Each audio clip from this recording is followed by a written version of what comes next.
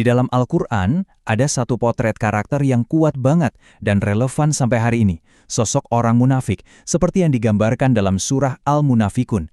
Dan ini itu bukan cuma sekedar deskripsi biasa, tapi ini adalah sebuah analisis psikologis yang tajam banget. Yuk kita bedah bareng-bareng. Oke, semua ini dimulai dengan sebuah pengakuan yang kedengarannya sempurna.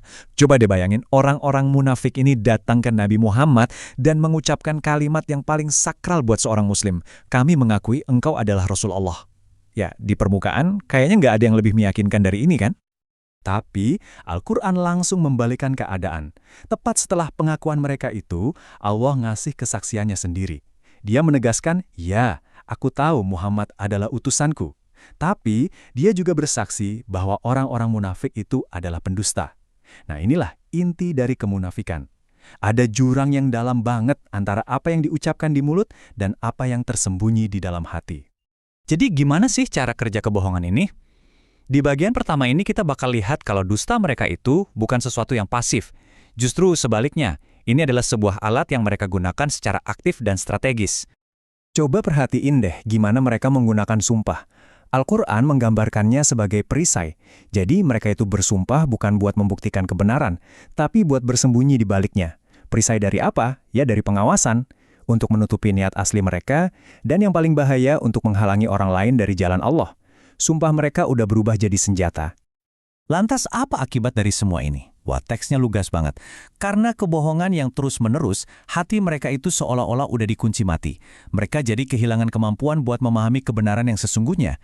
Sebuah konsekuensi spiritual yang ngeri banget. Dan itu semua adalah akibat dari pilihan mereka sendiri. Nah, sekarang ayo kita lihat lebih dalam lagi. Di bagian kedua ini, teksnya melukiskan potret yang detail banget tentang siapa sih mereka ini, sebuah kontras yang mengejutkan antara penampilan luar dan kenyataan batin mereka. Dan slide ini nunjukin kontrasnya dengan jelas banget. Secara lahiriah, penampilan fisik mereka tuh mengagumkan. Waktu mereka bicara, kata-kata mereka tuh meyakinkan banget sampai-sampai kamu pasti bakal dengerin. Tapi secara batiniah, mereka diibaratkan seperti kayu yang tersandar. Kosong, nggak ada isinya, rapuh. Ibaratnya cuma cangkang yang indah tanpa isi. Dan potretnya jadi makin kelam nih. Teksnya mengungkap psikologi mereka. Mereka hidup dalam paranoia, mengira setiap keributan ditujukan buat mereka. Ini cerminan rasa bersalah yang dalam banget kan? Mereka bahkan disebut sebagai musuh yang sebenarnya. Dan yang paling fatal, ketika pintu tobat dibuka, kesombongan bikin mereka buang muka gitu aja. Jadi, poin krusialnya begini. Karena kesombongan dan penolakan mereka untuk berubah, teks ini menyatakan bahwa Allah nggak akan mengampuni mereka. Nah, pintu itu tertutup bukan karena Allah nggak maha pengampun, tapi karena mereka sendiri yang memilih untuk tetap dalam kefasikan. Setelah kita paham siapa mereka, yuk kita ungkap apa sih yang mereka inginkan.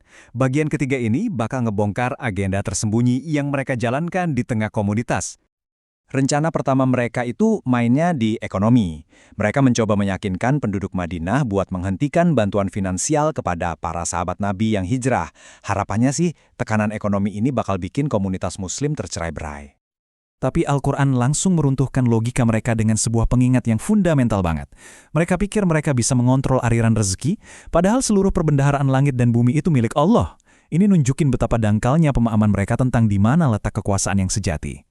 Rencana kedua mereka adalah tentang kekuasaan dan status. Mereka sesumbar bilang bahwa nanti pas kembali ke Madinah, orang yang kuat, maksudnya ya diri mereka sendiri, akan mengusir orang yang lemah, yaitu kaum beriman. Ini adalah deklarasi arogansi yang luar biasa. Dan disinilah kita menemukan salah satu pernyataan paling powerful dalam surah ini. Teks ini sepenuhnya mendefinisikan ulang apa artinya kekuatan. Kemuliaan sejati, kata Al-Quran, bukanlah milik orang yang sombong. Kemuliaan itu hanyalah milik Allah, Rasul-Nya, dan orang-orang beriman. Lagi-lagi, cara pandang kaum munafik terbukti salah total.